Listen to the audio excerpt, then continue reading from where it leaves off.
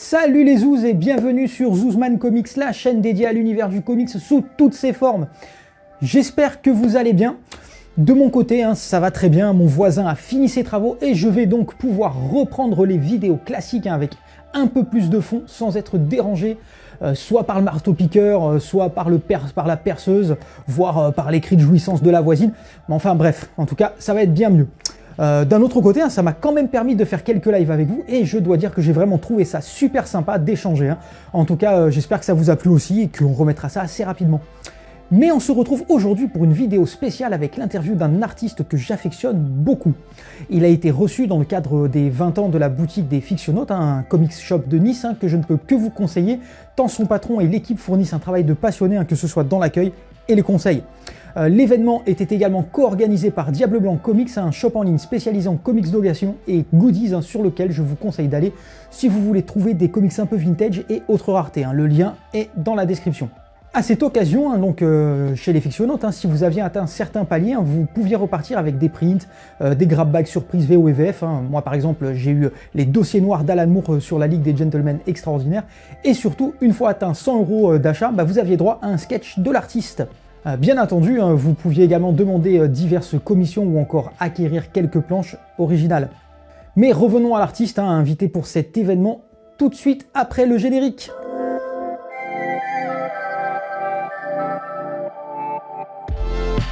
Vous avez probablement tous eu entre les mains du Preacher, du Hellblazer ou encore du Judge Dredd. Toutes ces séries ont en commun des couvertures réalisées par un artiste au style unique entre BD traditionnel et photoréalisme.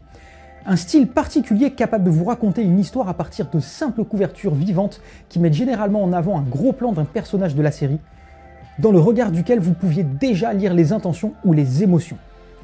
Un style qui a valu à son auteur 2 Eisner Awards, du meilleur illustrateur de comics grâce à son talent.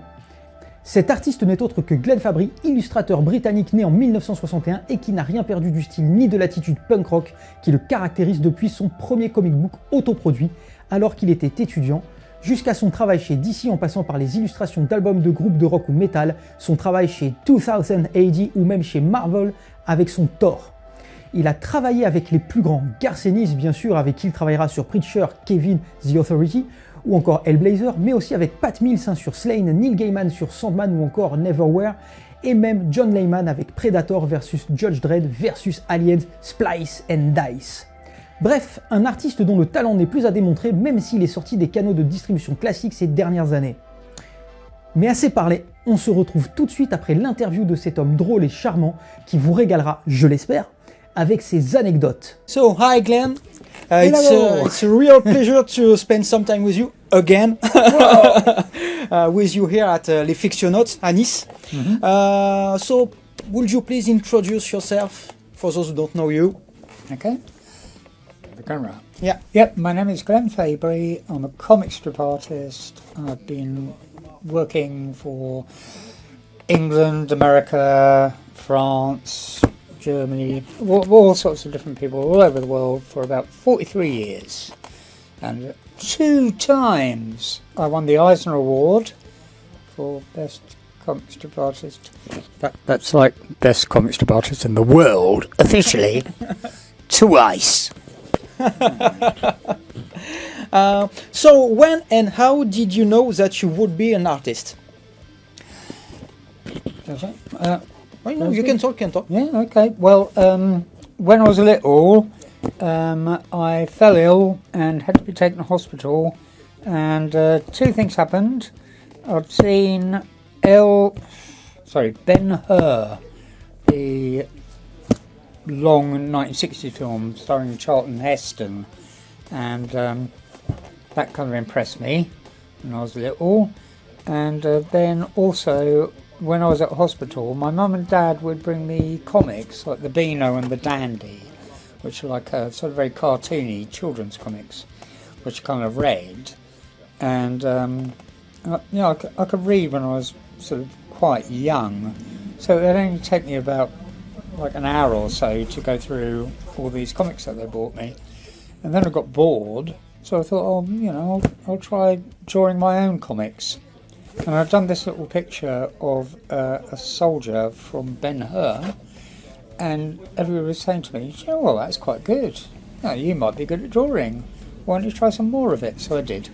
Okay.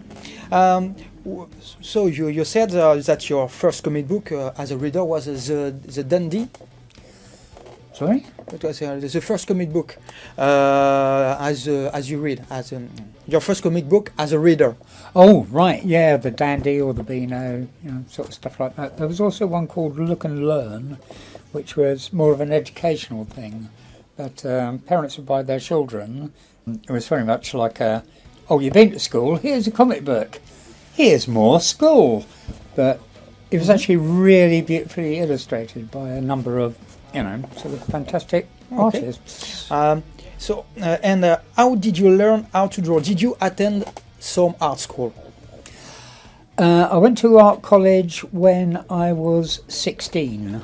And the first thing they said to me when I got there was, representational drawing has been made redundant by the invention of the camera. So don't try drawing things that look like things. Try and do postmodernism or pre-modernism, whatever. All I wanted to do really was, sort of draw things that look like things. And they told me that that was nonsense. I shouldn't be bothered doing that. So all the way through art college, I taught myself how to draw and paint by how-to books, which they had in their library, which was a good library. And the rest of the time I was a punk rocker, so it taught me how to drink heavily, wear makeup, dye my hair, and fall out of windows. Okay, and so who is your biggest influence? Started off when I was sort of quite young. I was a massive fan of Bugs Bunny. So, all of the Chuck Jones, sort of Bugs Bunny cartoons, and Disney cartoons. I love the way they drew. And then this is when I got older, when I got up to about the age of 8, I saw Mad magazine. And I thought the way that Jack Davis drew in Mad magazine was absolutely incredible. And so I tried to draw like Jack Davis. And then when I was a little bit older, American comics started coming into Britain. And I saw John Romita and Gil Kane and Jack Kirby, doing all the kind of Marvel stuff. I was going, oh my God, this is really interesting. So, I sort of studied how they were doing it. And then, when I eventually got to about sort of 16, all of a sudden, at Moebius, Liberatore, Richard Corbin, and it just kind of, Bernie Wrightson, it all went up to a different level. And, that was it, very exciting. Yeah, I'm a very big fan of Bernie Wrightson. Personal friend of mine. Yeah. No, he was good mates. So, you told me a story yesterday about Gil Kane. Right. Yeah. Yeah, okay. Well, when I was 16, I'll try and cut a long story short, but me and my mates from art college had a magazine to sell. So we ended up in what nowadays I suppose you'd call a green room in a comic shop in London, and one of the guests was Gil Kane, and a massive fan of Gil Kane ever since I'd seen him drawing Spider-Man and Morbius the Living Vampire, things like that. I was 12, so I couldn't actually, I was too shy to go and sort of say, oh hi, I'm your biggest fan, or anything like that to him. But this guy came up and sort of said, oh, Gil Kane, could you do me a drawing? And he went, yeah, sure, what do you want? He had a pad on him, some pens. He said, I'd like Conan the Barbarian on horseback, waving a sword, charging into battle. And Gil Kane went, yeah. To me, this was unachievable. So he just sat there and he did Conan the Barbarian riding on a horseback, waving a sword in the air, and it was print ready. It took him like 20 minutes. And I was thinking, my God, if you've got to be a comic book artist, you've really got to rely on your brain. There wasn't photo reference. There wasn't a muscly guy riding down the side of a hill waving a sword about. There was no picture of a horse. A bloody horse. It's easy enough to draw a horse out of your memory if all you're doing is like sort of 4 legs and a tail. But this was print ready. So I thought, okay, well, if I'm going to follow up this kind of thing, I've got to be able to do that. Okay. Okay. And how would you describe your drawing techniques or your drawing style? It's cartoons. I mean, basically, I'm doing cartoons, but I'm trying to make them look less realistic than photographs, but not that far off. If I've got a long enough period of time, I want to do cartoons that look real. But it's not photorealistic. I haven't got a photo and make an exact copy of it or anything like that. I just want to make my cartoons look feasible, like more realistic. Okay. So more realistic cartoons. As I said you yesterday, I've got the feeling when I look at your covers that there's already some story on the covers with the facial expressions, the eyes. There's always something to tell just by the cover. In France, we say maybe in English too that you can't judge a book with the cover. Yeah. I've got the feeling that with your covers we can. Well, because it's already telling us a part of the story. Yeah, I mean that was actually the general idea. When I first started working in comics professionally, I used to go around comic strip shops, and I was trying to look at all the books on the shelves and see which ones stood out the clearest. Because obviously I wanted people to buy my stuff to get my name about. Didn't make any royalties, still don't. But so big, simple images that are striking. That is what I thought I'd do. There was also a point when I was kind of looking and kind of thinking, well, possibly the easiest thing to make your book stand out amongst anybody else's. What I wanted to do was striking images that people would walk by and they kind of go, what? Okay.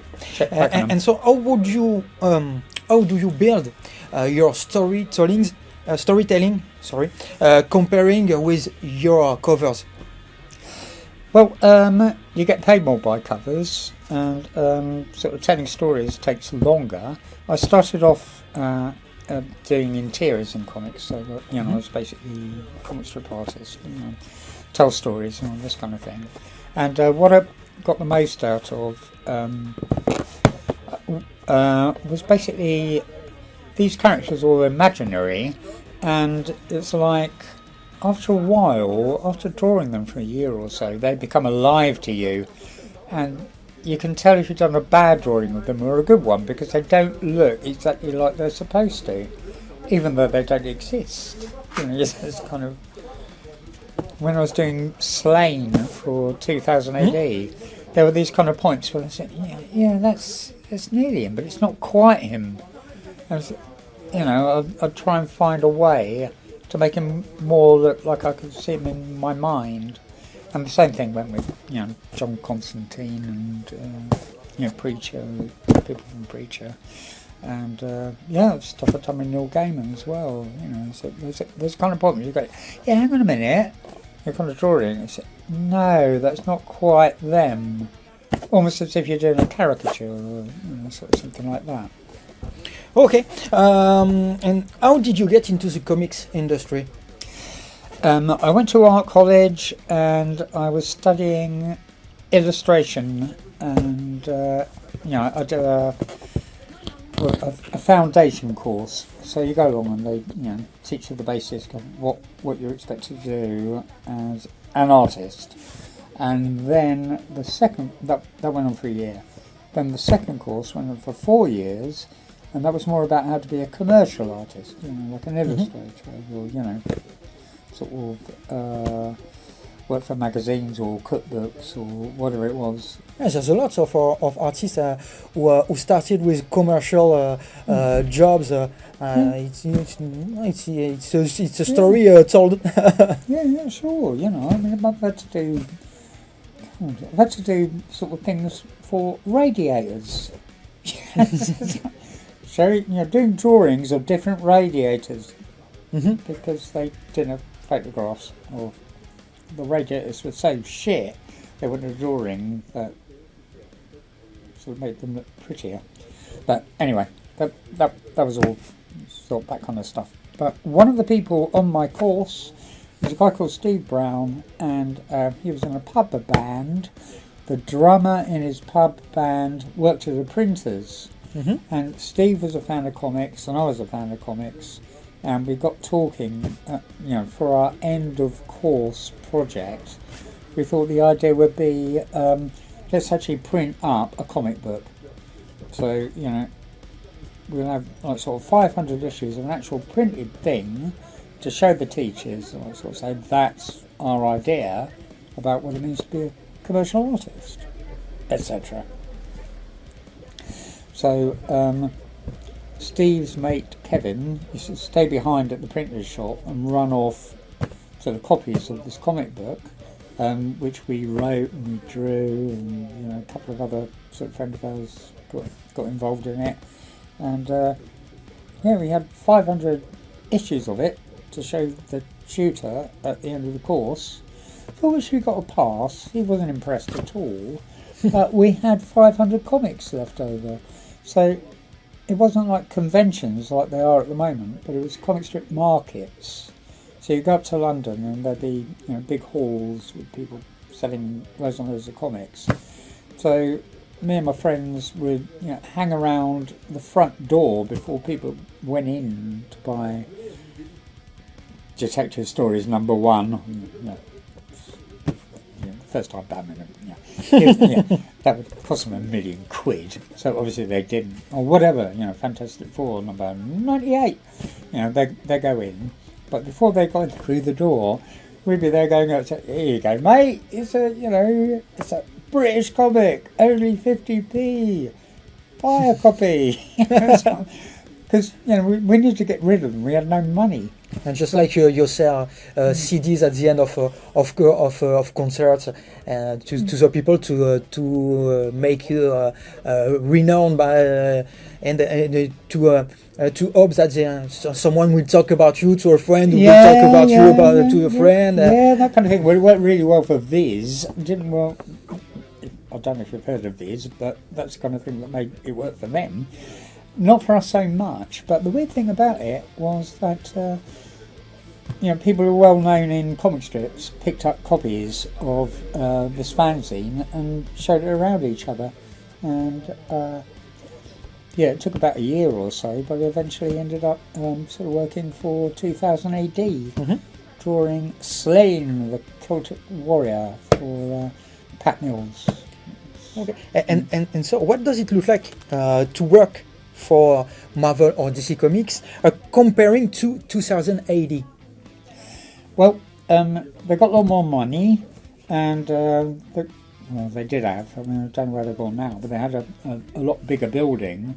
I mean, the first time I went to sort of New York, I saw this sort of skyscraper just around the corner from Times Square. It was just like, whoa, and you go in the elevator all the way up. Yeah, but I mean, the other thing about it is that American comics are far more popular than British comics. So they've got loads more conventions and things like that, and loads more people. American comics, in my opinion, are more codified. The deadlines are more precise. They give you some date. You've got to respect the date, and they're. As a reader, we've got the feeling that there's less. Your word your what you think as an artist is less important than the commercial objectives. Yeah, that's definitely the way it is these days. I think the only people who are like, sort of more concerned with comic strips as an art form are Dark Horse. You know, they've always been, you know, sort of comics are an art.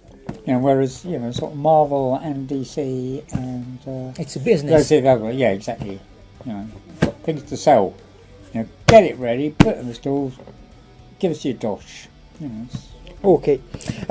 You had a very long collaboration with Garth Ennis. What does it look like to work with him? Well, don't know what it looks like anymore. No, sort of Garth did really well out of Preacher. He did so well out of Preacher that he could actually buy himself a flat in Manhattan. And they don't come to a penny. You know, so you know, he did very well out of that. And he's also working with Seth Rogen, you know, doing TV stuff at the moment very successfully. You know, more power to his elbow and all that kind of thing. But I think it was I did Thor Vikings with him, and I did Kev the Authority with him. You know, this is just later on, you know, after Preacher. And the last time I spoke to him, he like sort of basically said, I said, well, you know, sort of, Garth, we've got to do another comic together. And he went, no, you take too long. Any fun story about you two? Like you told me yesterday about a dinner in Belfast, if I remember. Yeah, okay. Well, it used to be that you know, me and Garth and Steve Dillon and John McRae, we got on really well. And oh, somebody's tapping on the window here. Okay. Well, so I used to go over to Belfast to visit them, but this is back in the days when the troubles weren't quite over. They had sort of big political difficulties in Northern Ireland at the time, which could end up with bombs and, you know, gunfire and things. So anyway, I sort of go out for a sort of lunch with sort of Garth and John and I don't know if Steve was there. I don't think he was. Anyway, Garth and Steve and Garth and John. We go to this restaurant and we eat all the food. It's lovely. And I step out of the restaurant in order to get back to wherever it was I was staying, and there was a tank in front of the door of the restaurant, pointing the barrel of the tank straight at me, and 5 other guys all had submachine guns, and they were leaning out the top of the tank and like pointing their guns at me. Are you Catholics or Protestants? I have no bloody idea. I would have spaghetti bolognese. That's all I sort of said. But yeah, I mean, at the time, you go to sort of supermarkets and there'd be guys walking around with guns, you know, sort of submachine guns, helmets on, SWAT gear, and all of this kind of stuff. Yeah, at the time it was a bit kind of disconcerting. To finish, any advice to young artists who will try to make their way to the comic book industry? Right. I can remember the answer that I told you before. It used to be that what you did was you got in contact with a writer you liked and flattered them, you know, sort of kissed their bum, and, you know, hopefully if they like your work they might give you a chance. But these days it makes more sense to go on social media and put your artwork up on Facebook or something so that everybody can see it. And if you're any good, you know, people will look at your work and respond to it. And I've got, you know, quite a few friends who, I mean, Ryan Brown, for example. Yeah. He's very, very good artist. He started off just showing his stuff on Facebook, and now he makes more money than I do, the bastard. Thank you for your time. It was a real pleasure to talk with you. Have a nice day. And enjoy your time in France. And it's time to go to work. The boss is looking. Exactly. Okay, you too, mate. Goodbye. Et voilà, c'est la fin de cette vidéo. Hein. Je remercie encore une fois les fictionnautes pour avoir réservé un créneau pour cette interview 2 fois, hein, vu que j'ai eu un petit problème technique le premier jour lors de la première prise de l'interview. Hein. Et je remercie également Mike de Diable Blanc Comics pour avoir permis cette rencontre. Merci à tous les viewers qui ont regardé cette vidéo jusqu'à la fin. N'hésitez pas à me dire si vous avez trouvé ça trop long ou pas, ou encore à me dire ce que vous avez aimé ou pas. Hein. Les commentaires sont là pour ça. J'ai besoin de vous pour faire vivre la chaîne et je remercie ceux qui le font déjà.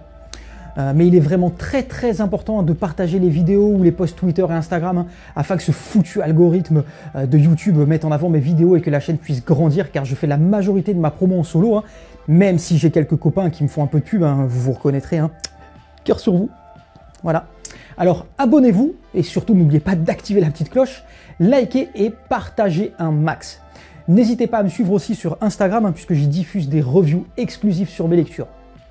Concernant Glenn Fabry, il a l'intention de lancer un Kickstarter pour une série qu'il réalisera lui-même de A à Z.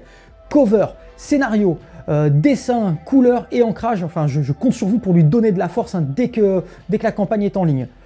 En tout cas, je vous dis à très bientôt pour une prochaine vidéo et en attendant, lisez un max, partagez autour de vous l'amour des comics. Allez, ciao les zouzes!